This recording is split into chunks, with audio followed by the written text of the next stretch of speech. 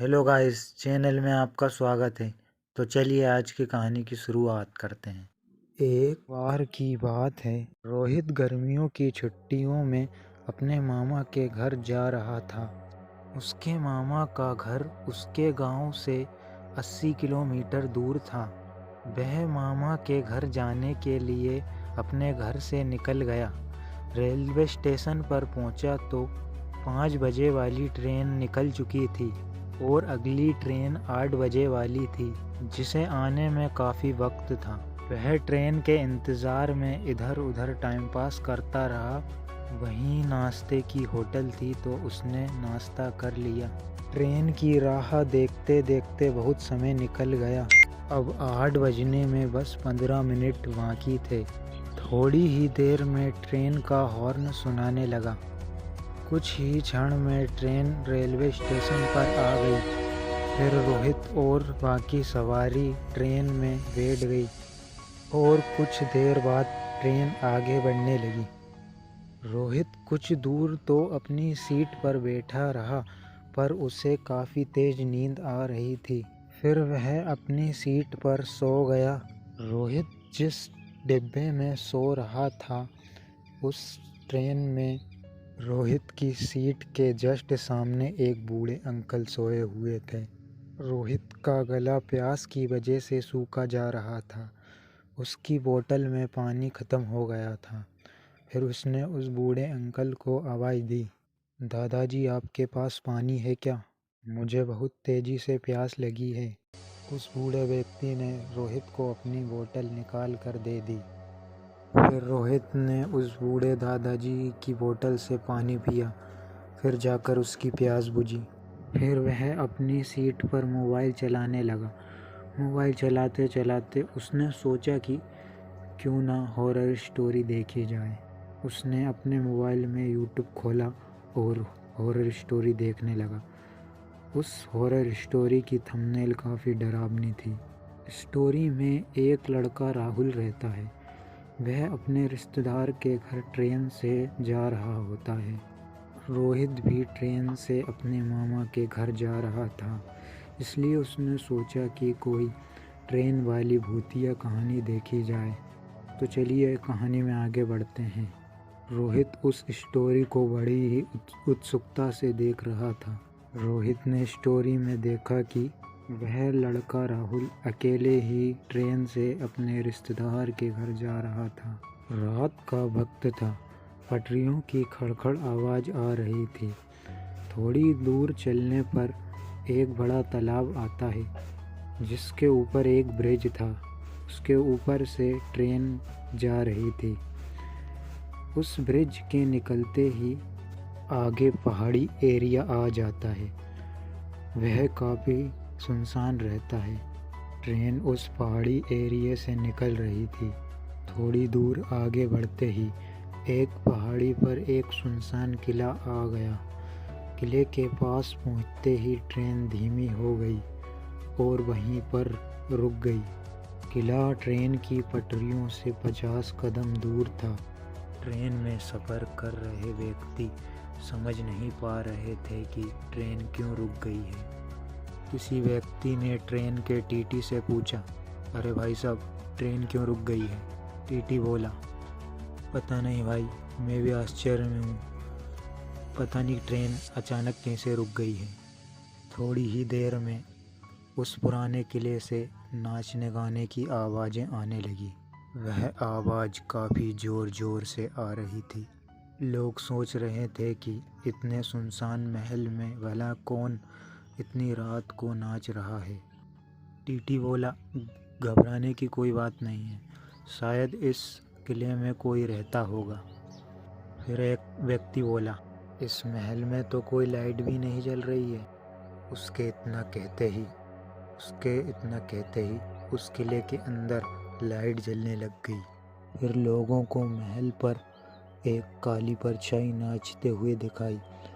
उस काली परछाई को देखकर सभी लोग काफ़ी डर गए। थोड़ी ही देर बाद नाचने गाने की आवाज़ आना बंद हो गई और किले की सारी लाइट बंद हो गई। फिर थोड़ी ही देर में ट्रेन से छत पर नाचने की आवाज़ आने लगी। तभी टीटी बोला, अरे भाई बहुत बुरे फंसे, ये कोई भूत प्रेत का चक्कर लगता है। तभी राहुल ने बोला कि मैं जाकर देखता हूँ कौन है ट्रेन की छत पर। सभी लोग राहुल को रोक रहे थे, पर राहुल ने सभी की बात को अनसुना किया और ट्रेन से बाहर निकल गया। राहुल ने ट्रेन की छत पर टॉर्च जलाकर देखा तो उसे वहाँ पर कोई नज़र नहीं आया और कोई आवाज़ भी नहीं आ रही है। फिर वह वापस जाकर अपनी सीट पर बैठ जाता है। थोड़ी देर होते ही बे आवाज़ फिर से आने लगी। ट्रेन के छत पर फिर से कोई नाचने लगा। घुंघरुओं की काफ़ी तेज़ आवाज़ आ रही थी। राहुल फिर से ट्रेन के बाहर निकला तो उसे छत पर एक महिला नाचती हुई दिखाई दी। राहुल ने उस महिला के चेहरे पर बैटरी चमकाई तो उसका चेहरा दिखाई नहीं दे रहा था, क्योंकि उसके मुंह पर बालों की वजह से कुछ दिखाई नहीं दे रहा था। उस औरत ने लाल रंग के वस्त्र पहन रखे थे। उसके पाँव से घुंघरुओं की आवाज़ आ रही थी। वह नाचते नाचते बहुत तेज हंसे जा रही थी। फिर राहुल ने उसे आवाज़ दी, कौन हो तुम और ट्रेन पर क्यों नाच रही हो? राहुल की आवाज़ सुनकर वह महिला नाचते नाचते रुक गई। वह राहुल की तरफ देखने लगी। राहुल को उसका चेहरा दिख नहीं रहा था कि उसके चेहरे पर लंबे लंबे बाल लटके हुए थे। टॉर्च के उजाले से उसे उसके पाँव पर नज़र पड़ी तो उस महिला के पाँव उल्टे हुए दिखाई दिए। राहुल उसके उल्टे पैरों को देखकर डर गया और वहीं बेहोश हो गया। फिर वह महिला अचानक नीचे आ गई। वह महिला एक चुड़ैल थी। उसका चेहरा काफ़ी डरावना था। फिर वह राहुल के गले को अपने पैरों से दबाने लग गई। ट्रेन में बैठे हुए लोग यह सब देख रहे थे। फिर वह राहुल को छोड़कर ट्रेन की खिड़कियों में झांकने लगी और ज़ोर ज़ोर से हंसने लगी। ट्रेन में बैठे हुए लोगों के होश उड़ गए। हंसते हंसते वह चुड़ैल कह रही थी कि तुम सारे लोग मारे जाओगे, कोई नहीं बचेगा। इसके बाद स्टोरी का यह पार्ट ख़त्म हो गया। रोहित दूसरा पार्ट ढूंढने लगा, पर यूट्यूब पर अगला पार्ट नहीं था। दूसरा पार्ट ना मिलने पर वह काफ़ी निराश हो गया। उसे राहुल की वीडियो का दूसरा पार्ट देखना था। फिर वह उसी स्टोरी के बारे में सोचने लगता है कि आगे क्या हुआ होगा। फिर वह सो जाता है और सपना देखने लगता है। फिर वह भी राहुल की कहानी को अपनी कहानी मान लेता है। जहाँ से राहुल की स्टोरी समाप्त हुई थी, वहीं से रोहित के सपने की शुरुआत हो जाती है। सपने में वह यह देखने लगता है कि उस भूतनी ने उसके ऊपर ही पैर रखा हुआ था। फिर वह भूतनी उसे घसीटते हुए उस किले में ले जाती है। ट्रेन के सारे यात्री डरे हुए थे और यह सारा दृश्य देख रहे थे।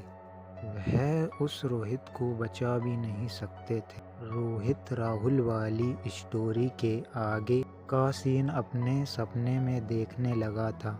सपने में वह चुड़ैल उसे मार डालती है और वह घबराकर उड़ जाता है और उठकर देखता है कि वह अभी अपने घर पर ही है।